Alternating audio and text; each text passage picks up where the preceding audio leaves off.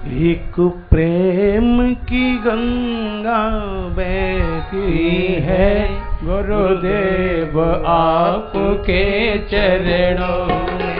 एक प्रेम की गंगा बहती है गुरुदेव आपके चरणों में। प्रेम की गंगा बहती है गुरुदेव आपके चरणों में। फल मिलता है सब तीर्थों का अरु स्नान आपके चरणों में। एक प्रेम की गंगा बहती है गुरुदेव आपके चरणों में। हरि बोल।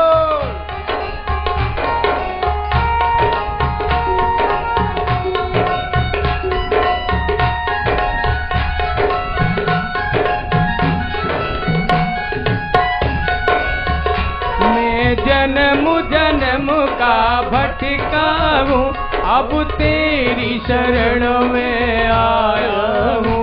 मैं जन्म जन्म का भटका हूँ अब तेरी शरण में आया हूँ। हम भूले भटके जीवों का कल्याण आपके चरणों में। हम भूले भटके जीवों का कल्याण आपके चरणों में। देखो प्रेम की गंगा बहती है गुरुदेव आपके चरणों में। देखो प्रेम की गंगा बहती है गुरुदेव आपके चरणों में। एक प्रेम है चरणों में करु स्नान आपके चरणों में। तो प्रेम की गंगा बहती है गुरुदेव आपके चरणों में। एक प्रेम की गंगा बहती है गुरुदेव आपके चरणों में। बोलिए सद्गुरुदेव भगवान की जय। जय जय श्री राधे जय श्री राधे जय श्री राधे श्याम। एक बार फिर अपने आप को उसी कथा से जोड़िए जहां आप सुन रहे थे। यदि जीवात्मा को इस संसार से विजय प्राप्त करनी है तो क्या करना है। सीधी तो कथा यह है कि महाभारत के युद्ध में अर्जुन को विजय मिली, लेकिन अर्जुन जीव है, महाभारत का युद्ध संसार है।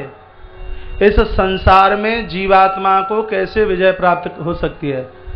5 सूत्र लिखा रहा हूं और आप जितने भी सुन पा रहे हैं या यहां बैठे हैं लिख लेना। यदि जिंदगी में 5 सूत्र याद बने रहे तो संसार में आपको कोई पराजित नहीं कर सकता। पूरी भागवत समाविष्ट है इन 5 सूत्रों में।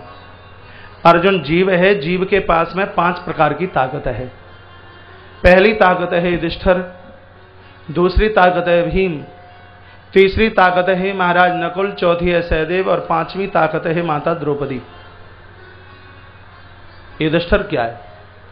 युधिष्ठिर है धर्म। जिन लोगों के पास धर्म है संसार में उनको कोई पराजित नहीं कर सकता, और जिनके पास में धर्म नहीं है उनको संसार में कोई विजय नहीं दिला सकता। और दुर्योधन के पास बाबा भीष्म है। दुर्योधन के पास में आचार्य द्रोणाचार्य जी हैं, कृपाचार्य हैं, बहुत बड़ी सत्ता है दुर्योधन के पास। लेकिन दुर्योधन के पास में धर्म नहीं है, इसलिए दुर्योधन की पराजय हो गई। तो युधिष्ठिर है धर्म। जिनको संसार में विजय प्राप्त करनी है उन्हें धर्म चाहिए। दूसरी ताकत है भीम। भीम का अर्थ है आत्मबल। जब जिंदगी में आत्मबल होता है तो बड़े से बड़े काम मिट्टी के कण की तरह हो जाते हैं। जिनके पास में आत्मबल नहीं होता तो एक कण जैसा कार्य उसके लिए पहाड़ जैसा हो जाता है। वो लोग मुझे बहुत बढ़िया लगते हैं, बहुत अच्छे लगते हैं जिनके पास आत्मबल होता है। उनको ऊंचाई मिलती है, उनको गति मिलती है जिनके पास में आत्मबल होता है। आलस्य और प्रमाद को छोड़ करके जिंदगी जीने की कोशिश कीजिए। मृत्यु भी आपसे पराजित होकर के चली जाएगी, मौत भी आपका कुछ नहीं बिगाड़ पाएगी। आत्मबल। मैं रामानंद सागर जी का एक सीरियल देख रहा था, उसमें वो बोलते हैं कि दीवार में चोट तब तक मारो हो सकता है कि अंतिम चोट में दीवार धराशायी हो जाए। 40 चोट आपने मारी, आप थक गए और 41वीं चोट में वो नीचे गिरने वाली थी। प्रयास तब तक कीजिए जब तक कार्य की सिद्धि न मिल जाए। आत्मबल वालों को बहुत बड़ी ऊंचाई मिलती है। मैं कहीं किसी बुक्स में पढ़ रहा था, किसी देश में किसी व्यक्ति ने अपने देश की कोई ऐसी खोरी खरी कोई ऐसी बात सुना दी जिसमें उस व्यक्ति को राजा के सामने खड़ा किया और कहा कि इसने अपने मुल्क की इतनी बड़ी बदनामी की है, राजा साहब इसको कोई न कोई कठिन से कठिन दंड दीजिए। ध्यान से सुने, बात बहुत बढ़िया है। राजा ने जवाब दिया कि इसके वस्त्र उतार कर इसको एक कमरे में पटक दो और ऊपर से बर्फ की सिल्लियां छोड़ दीजिए, डाल दीजिए इसके ऊपर। कड़ाके की सर्दी में और बर्फ के साथ में ठिठुर ठिठुर करके खत्म हो जाएगा। वो व्यक्ति थरथर कांपने लगा। उसके वस्त्रों को उतार दिया गया, विवस्त्र करके उसको उस कमरे में कच्छ में फेंका गया जहां उस कमरे की जमीन को महाराज पाट दिया गया बर्फ की सिल्लियों से और उसके ऊपर उसको पटक दिया। बाहर से ताला डाल दिया गया। रात के 12 घंटे निकले। प्रातः राजा ने अपने परिकरों से कहा कि मर गया होगा, उसको जला करके राख कर दीजिए। प्रातः जब कच्छ खोला गया तो एक बर्फ की सिल्ली पर बैठा हुआ मुस्कुरा रहा था, बर्फ की सिल्ली पर बैठा हुआ गीत गा रहा था। लोगों को आश्चर्य हुआ। लोग दौड़ते आए और आकर के कहा, महाराज जिसको आप मरने की बात कहते हो वो तो गुदगुदी के साथ, खुशहालता के साथ में गीत गा रहा है। राजा ने कहा एक बार उसको मेरे पास लेकर के तो आइए। उस व्यक्ति को लाया गया और कहा कि मैं हमेशा से तुझे मृत्यु से मैं तुझे माफ कर दूंगा, लेकिन मैं ये पूछना चाहता हूं कि इस बर्फ भरे कमरे में तू पूरी रात्रि तक जिंदा कैसा बना रहा?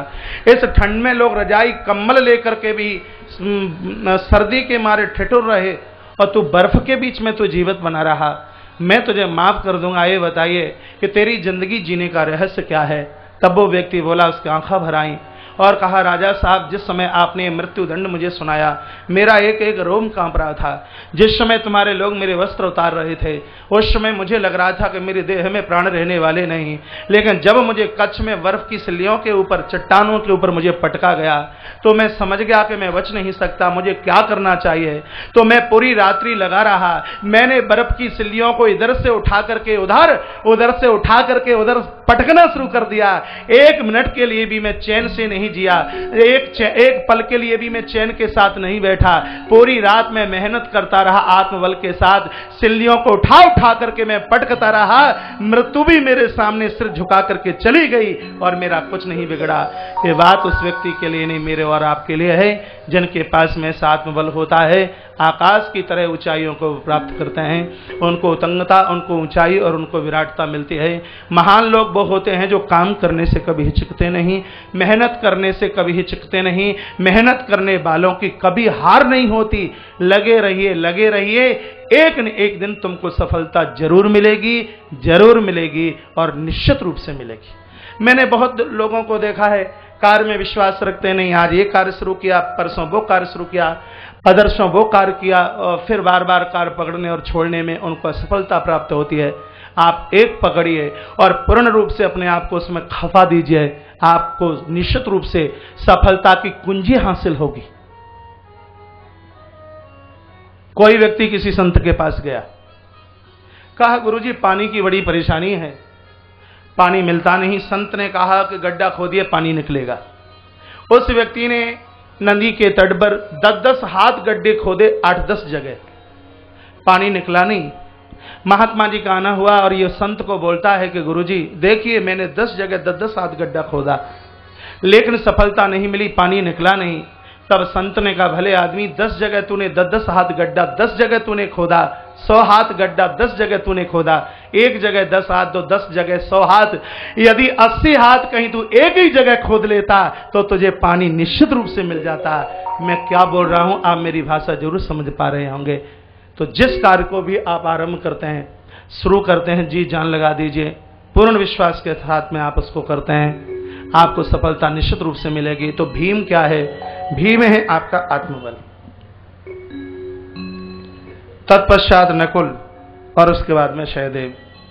नकुल है आपका विशाल हृदय, हृदय से मजबूत बनी है। आज लोगों के पेट मोटे हो गए और मन छोटे हो गए। पहले लोगों की छाती बाहर निकली हुआ करती थी, पेट अंदर गड़े हुआ करते थे। बूढ़े दादा लोगों को देखना, आज छाती तो अंदर धंस गई और पेट मटके की तरह बाहर निकल गया।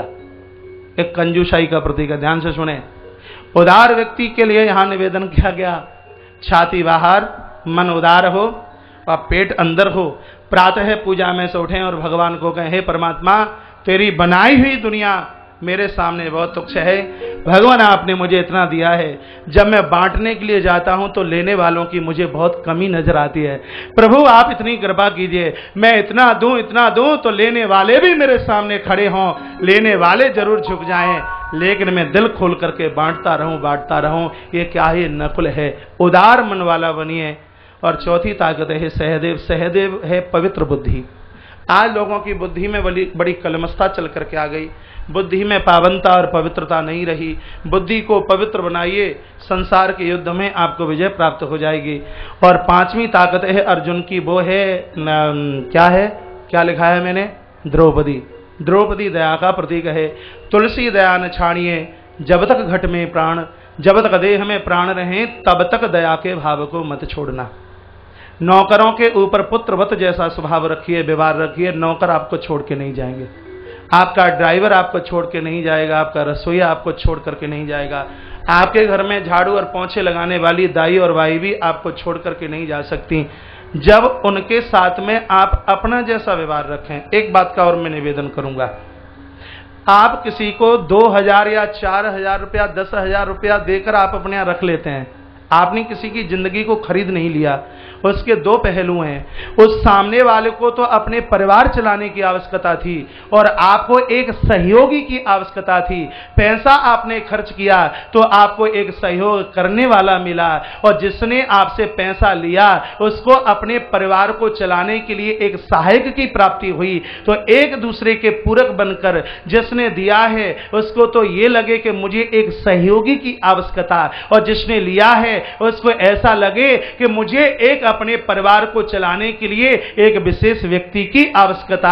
और आप उसको देते हैं तो उसको नौकर समझ करके नहीं, ये समझकर ये मेरी सेवा में, मेरे खजाने में या मेरे बिजनेस में मेरा हाथ बटारा है, अपना समझकर यदि आप उसको देते हो तो वो नौकर कभी आपको छोड़ करके नहीं जा सकता। और जो आपके यहां सेवा कर रहा है वो सही में वो अपना समझ करके वहां कार्य करे तो उसको भी वहां से छुट्टी लेने की आवश्यकता नहीं पड़ सकती। नौकर को कभी नौकर नहीं, मालिक को मालिक नहीं, मालिक को तो भाई, मालिक को तो पिता, मालिक को तो अपना समझ करके वहां कार्य किया जाए, तब सेवा करने वाले और सेवा कराने वाले दोनों की भी दिन दूनी और रात्रि चौगुनी के रूप में महाराज तरक्की होती है। ये दया का भाव है। आज लोगों के अंदर दया का भाव नहीं रहा। पैसा खर्च होता, 2, 4, 5, 25,000 रुपया किसी को दे दें तो उन्हें ऐसा लगता है कि हमने उसकी जिंदगी को खरीद लिया है। किसी के साथ में ऐसा व्यवहार न किया जाए जो व्यवहार स्वयं को पसंद ना होवे। तुलसी दया न छाड़िए, जब तक घट में प्राण, घट नाम देह का है, जब तक देह में प्राण है तब तक दया के भाव को छोड़ना मत। ये 5 शक्ति, 5 ताकत आपके पास में है। तो महाभारत के युद्ध में जैसे अर्जुन को विजय मिली, उसी प्रकार से संसार के युद्ध में निश्चित रूप से आपको और हमें विजय हासिल हो ही जाएगी। इस कथा का मूलभूत तो महाराज उसका अभिप्राय तो यही है।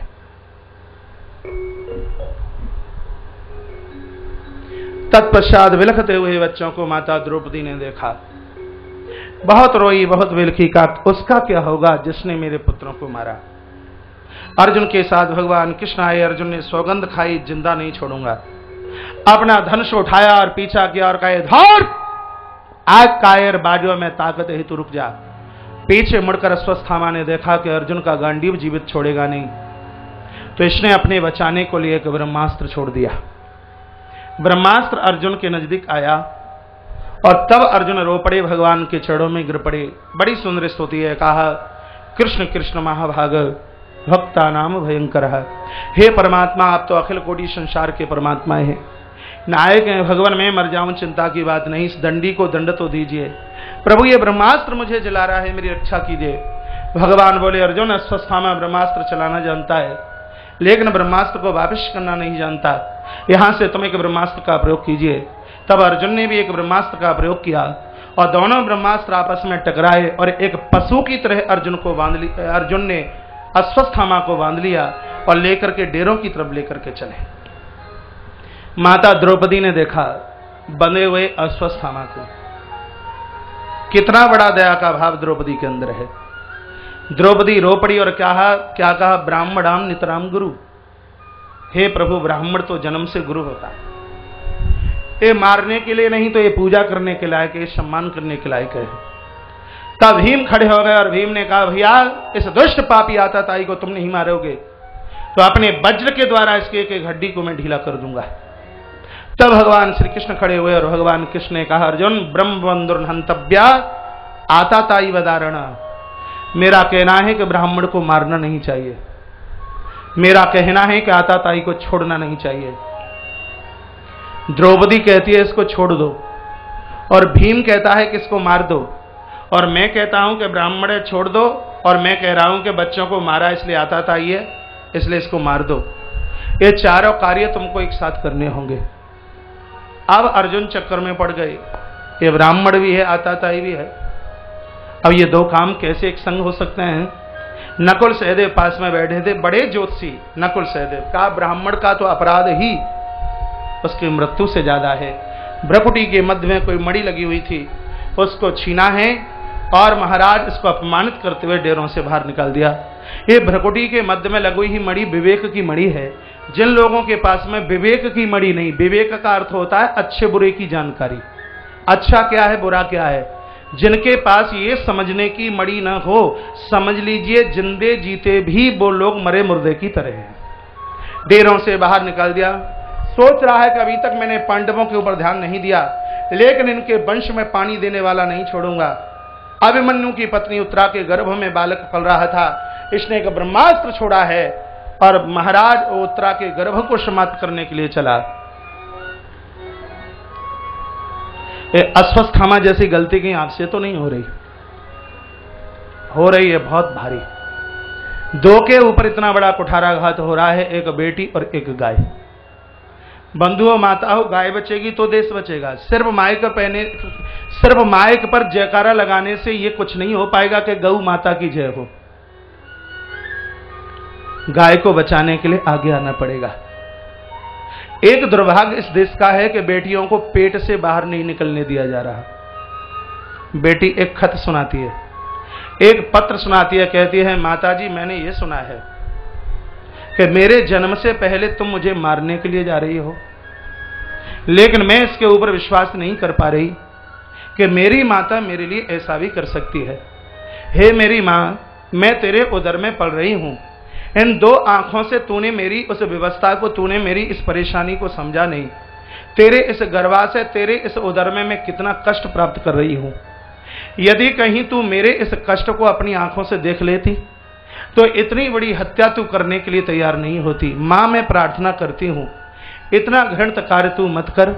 यदि कहीं तू ऐसा करती है तो आने वाले समय में तू एक एक संतान के लिए तू तरसती रहेगी, तू बांझ हो जाएगी, तेरी कोख से किसी भी प्रकार की संतान का जन्म नहीं होगा।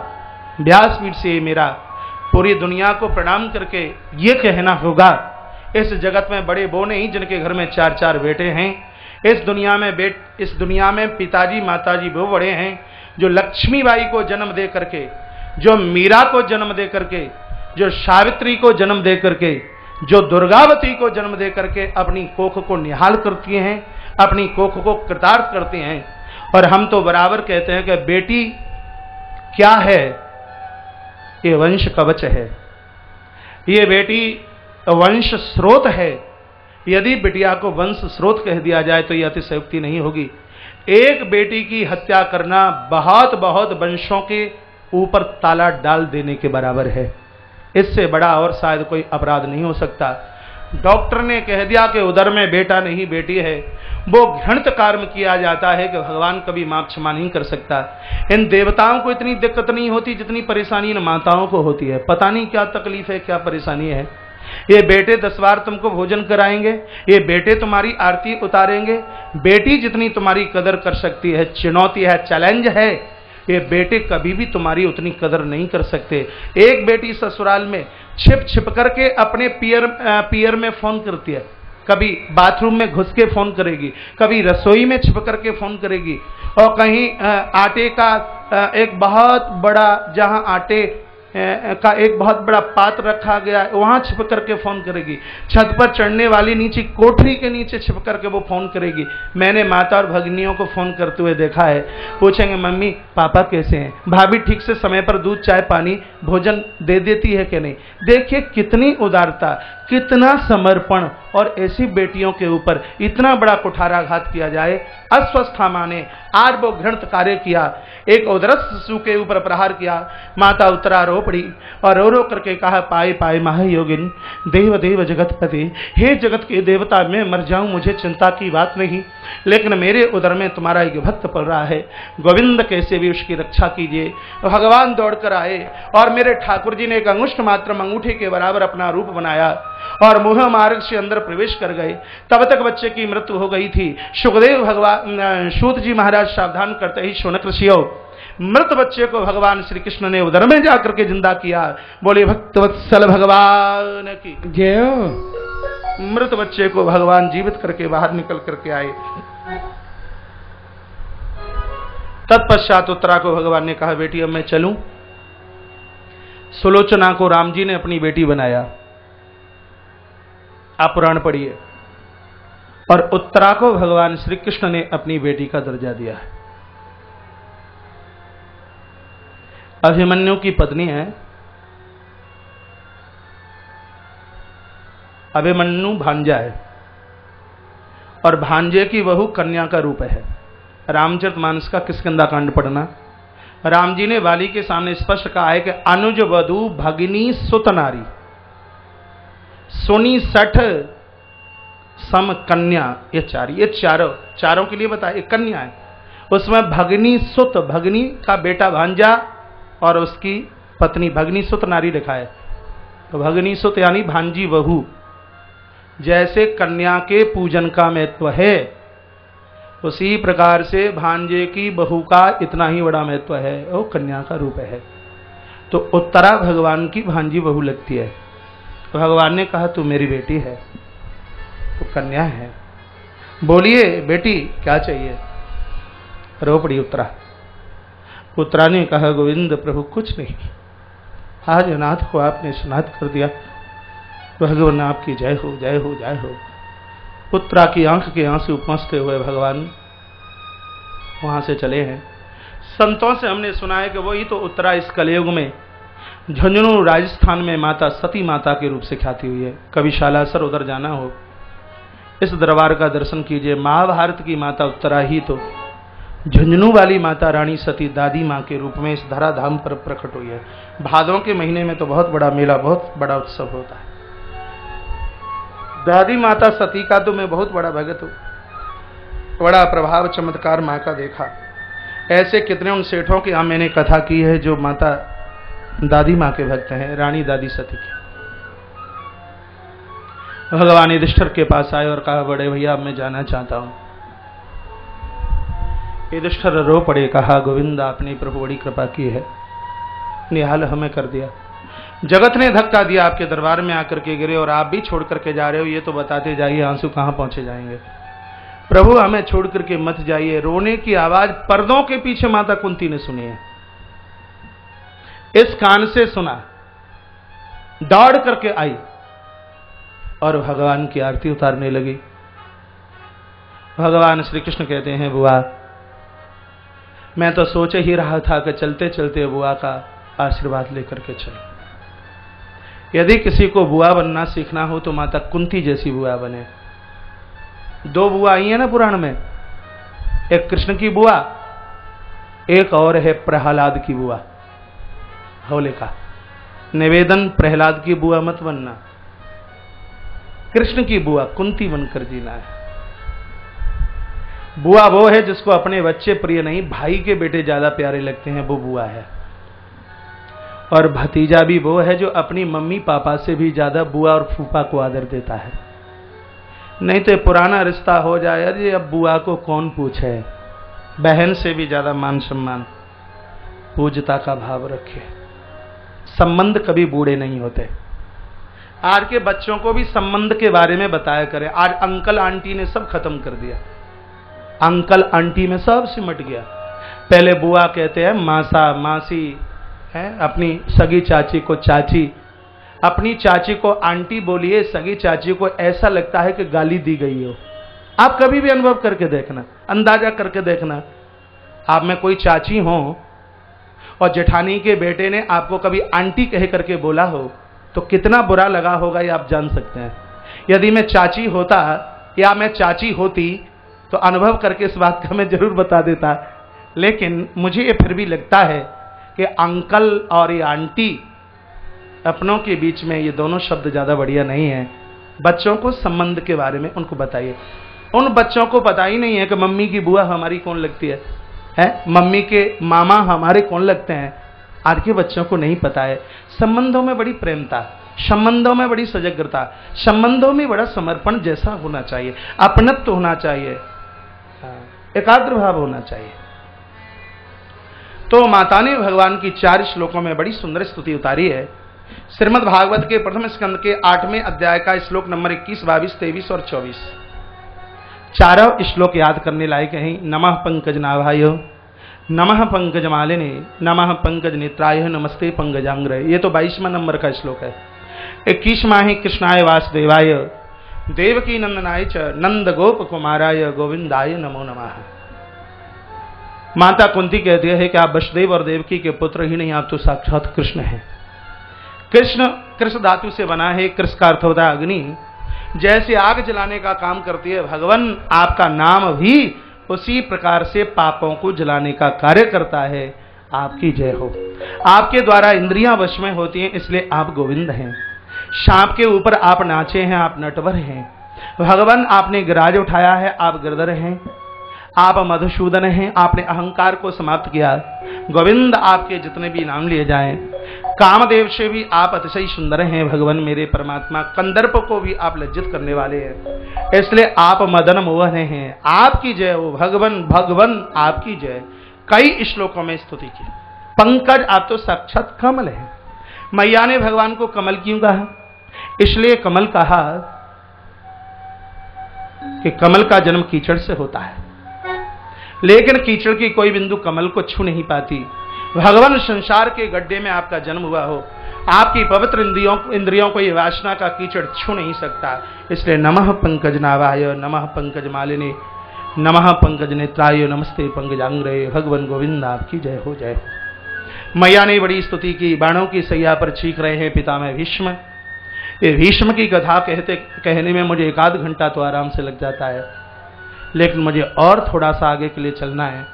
मैं यही कहूंगा कि 145 वर्ष की उम्र में, 145 वर्ष की उम्र में महात्मा भीष्म ने अपने आप को भगवान के चरणों में समर्पित कर दिया। भीष्म बड़े चरित्रवान हैं, इसलिए अंतिम समय पर भीष्म को भगवान का दर्शन हुआ। कागज हो गए आपके पास तो कलम से ताजी ताजी 4 बातें लिखना। वो आपके और आपके बच्चों की काम में 4 बातें आएंगी। और पहली बात तो वो है, शायद आपको बुरा ना लगे, विशेष रूप से माताओं के लिए, जैसा कि मैंने ग्रंथ में पढ़ा है कि मां के दोष से बच्चे चरित्रहीन हो जाते हैं। बच्चे बिगड़े हैं, बच्चों ने अपने मन मुताबिक विवाह किए और वहां आपकी एक भी नहीं चली। तो इसमें दोष पिताजी का नहीं है, इसमें दोष माताजी का है। कान की ढपोलियां खोल करके सुनना। बच्चे आचरण से गिरे, आचरण भ्रष्ट हुए, इसमें दोष पिताजी का नहीं, इसमें दोष मां का है।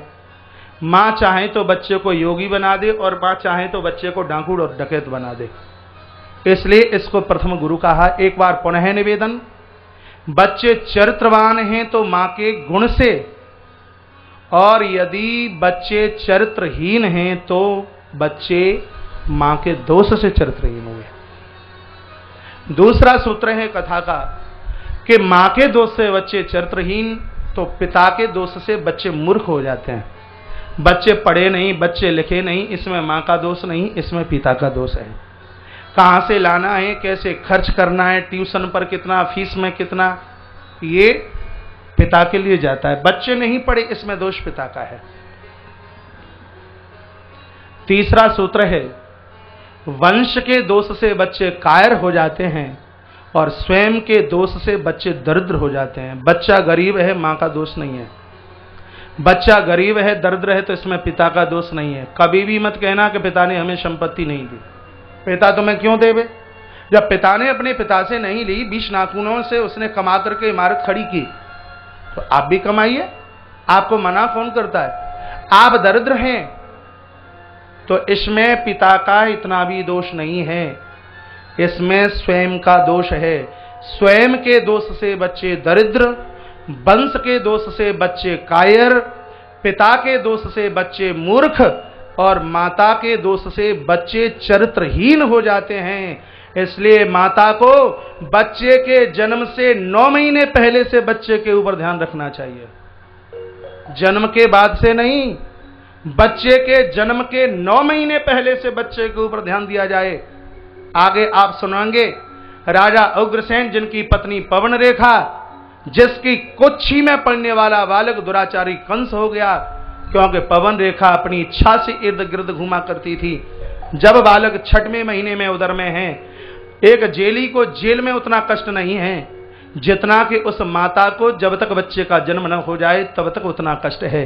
बालक उदर में है, 7वें महीने से लेकर जब तक बच्चे का जन्म नहीं हो जाता, गीता का स्वाध्याय करे, संतों की संगति करे, तीर्थ यात्रा करे, पुराण की कथा सुने, तो निश्चित रूप से फिर मां के उदर से या तो कोई संत आकर के पैदा होगा या फिर भगवंत आकर के प्रकट होगा।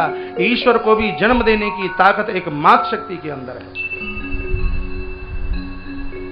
इसलिए 4 सूत्र डंके की चोट श्रीमद् भागवत के माध्यम से मैंने आपके सामने परोसने की कोशिश की। युधिष्ठिर को छोड़कर के 4 भाइयों ने पिता का अंतिम संस्कार किया है। गद्दी पर महात्मा युधिष्ठिर का राज्य अभिषेक हुआ। श्री विदुर जी महाराज तीर्थ यात्रा करके आए हैं। धृतराष्ट्र को बड़ा खोटा खरा कहा। धृतराष्ट्र गंधारी को विदुर साथ में लेते हुए श्री भद्रकाश्रम की तरफ चले गए और कम समय में ही इनका उद्धार हुआ। भगवान के भगवत धाम को ये पहुंचे। महाभारत के युद्ध के तत्पश्चात सिर्फ 36 वर्ष तक पांडवों ने राज्य किया। माता उत्तरा ने उस बच्चे को जन्म दिया जिसकी गर्भ में रक्षा भगवान ने की, और इसी बच्चे का नाम विष्णुराज परीक्षित रखा गया। गणों का वर्णन किया और कहा कि संत का अपमान इस बच्चे के द्वारा होगा तो 7वें दिन ऐसे ऐसे इस बच्चे की मृत्यु एक संत के विशाप के द्वारा हो जाएगी। यह निवेदन किया। ब्राह्मण दक्षिणा लेकर के चले गए हैं। अब ये परीक्षित छोटे से बड़े हुए हैं। द्वारकाधीश की विदा करने के लिए श्री अर्जुन गए। 7 महीना हो गए, भी वापस आए नहीं है। युधिष्ठिर अपने भैया भीम को कहते हैं, गता सप्ताधुना माशा भीमसेन तमानुजा। 7 महीने हो गए, अर्जुन अभी तक नहीं आया। तब तक सामने से अर्जुन रोते रोते चरणों में गिरे और कहा, वंचितो हम महाराज हरणाबंधु रूपिणा। भैया ठग गया मैं, भगवान दुनिया छोड़ करके चले गए। माता कुंती ने उसी समय अपने प्राणों को छोड़ा। पांडव स्वर्गारोहण की यात्रा के लिए चले गए। परीक्षित महाराज को एक संत का श्राप मिला। एक कल की कथा में आप सुन पाएंगे। कल की बड़ी सुंदर कथा है। कल गुरु पूर्णिमा महोत्सव भी है। सूचना तो आपको दे दी ही गई है। मंच की व्यवस्था ठीक 8 बजे से शुरू हो जाएगी। 9 बजे से 10 बजे तक सीधा प्रसारण आपने सुनाई है, और पुनः 4 बजे से लेकर के और फिर 7 बजे तक कल की कथा में आप माता देवहूति, भगवान कपिल का उपाख्यान, कल की बड़ी विलक्षण कथा है। परसों तो झूमो झूमो नाचो गाओ जय कन्हैया लाल की, नंद के आनंद भयो जय कन्हैया लाल की। जितने भी लोग मुझे सुन पा रहे हैं, और मेरे तो वो सब मेरे ही करीब ही हैं जो मेरी कथा से प्रीति रखते हैं। तो पुनः निवेदन करना चाहूँगा, जो आज तक नहीं पहुँच पाए हैं कल तक वो पहुँच जाएं। किसी कारणवश ना पहुँच पाए हैं तो मन का तार यहाँ आश्रम से वो जोड़ें और तन से वहाँ। जैसा आज अनाउंसमेंट किया गया, बोला गया कि आने वाले एक समय में एक विराट गुरुकुल की स्थापना के लिए, जिसमें 4 वर्णों के बच्चे पाठन करेंगे, और उसकी एक बहुत बड़ी मीटिंग कल रख दी गई है और उसकी व्यवस्था में लग गए हैं। और उसकी व्यवस्था के आरंभ में श्री कीर्ति नारायण जी ने आज आरंभ किया है अपना बहुत विशेष योगदान। जो हमसे जुड़े हुए हैं बहुत लंबे समय से, और जो जुड़ रहे हैं और वो भी बिल्कुल हमारे ही हैं, अपनी सात्विक कमाई का अंश इस महान विद्या दान में वो जरूर डालें। आने वाले 2 साल में एक विराट गुरुकुल सामने बिल्कुल नजरत आएगा और आपको अच्छा लगेगा, आपको लगेगा कि हमारा दान है